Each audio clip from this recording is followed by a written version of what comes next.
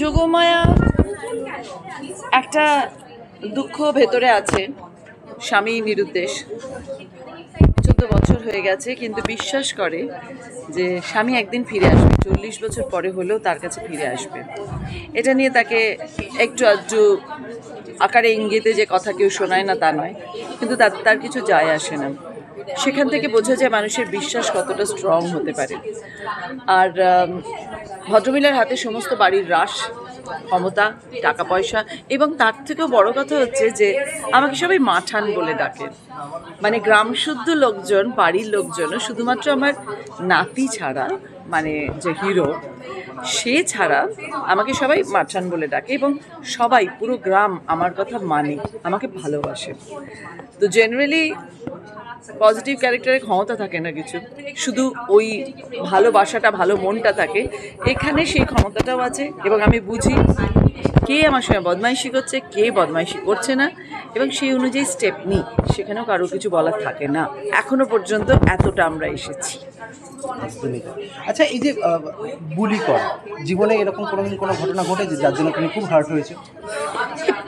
এত বড় একটা জীবনে এরকম কেউ না কেউ কখনো বলেছে, কিন্তু আমার মনে নেই এখন।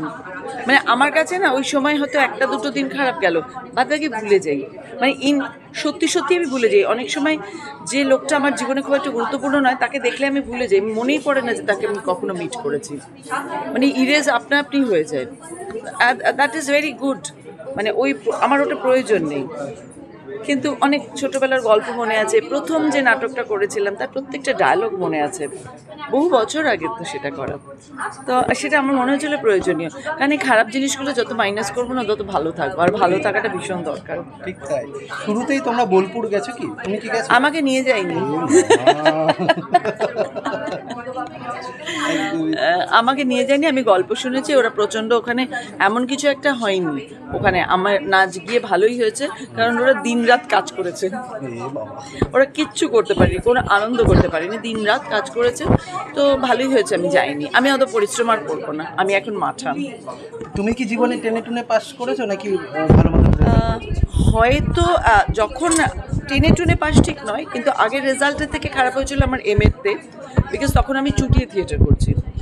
কিন্তু টেনে টুনে পাস করে গেছিলাম মোটামুটি, কিন্তু আগের তুলনায় খারাপ। তো আগের তুলনায় খারাপ হলে সেটা আমার কাছে টেনে টুনে, কিন্তু সেটাও কোনো কিছু ম্যাটার করে না। অনেকেই আছে না, রেজাল্ট ভালো করছে না, পড়াশোনায় কি অপূর্ব তাদের অন্যদিকে গুণ রয়েছে, এবং অনেক বিখ্যাত মানুষকেই দেখেছে, তারা হয়তো স্কুলের গণ্ডিটাই পেরোননি, তাদের নখের যোগ্যতা আমাদের নেই। তাই এই যে একটা না, মানুষের কাছে এখন তো ভীষণ প্রতিযোগিতার সময়, মানুষের কাছে এই মেসেজটা, বিশেষ করে বাবা মা, অভিভাবকদের কাছে মেসেজটা দেওয়া ভীষণ দরকার, যে ওর নিশ্চয়ই কিছু একটা গুণ আছে, সেই দিকে একটু কনসেন্ট্রেট করুন না, একটু ওটা জানান না, একটু সেই দিকে নিয়ে এগোন না।